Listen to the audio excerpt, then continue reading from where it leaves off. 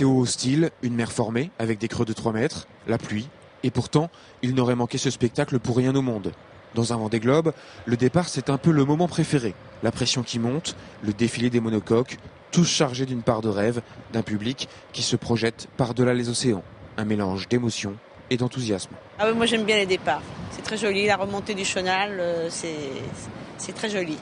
C'est émouvant. Le départ, comme tout le monde, avec beaucoup d'enthousiasme, beaucoup de monde. On était sur les pontons, à une centaine de mètres sur le chenal, une centaine de mètres de sortie en mer. C'était formidable. Beaucoup d'enthousiasme, énormément de monde. Malheureusement, il faisait pas très beau temps. Alors je sautais de mon balcon à la télévision parce que c'était retransmis en même temps.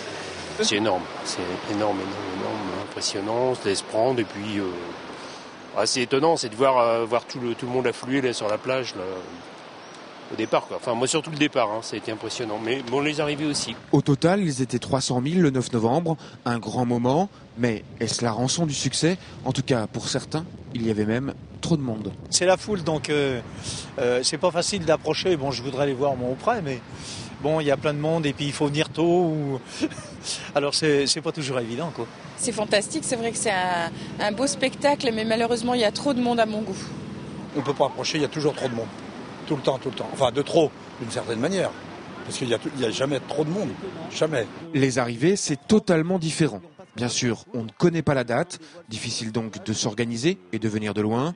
Les horaires sont aléatoires et même si le public et l'enthousiasme sont toujours au rendez-vous, les arrivées sont plus intimistes. On vient souvent accueillir un skipper qui nous a marqués.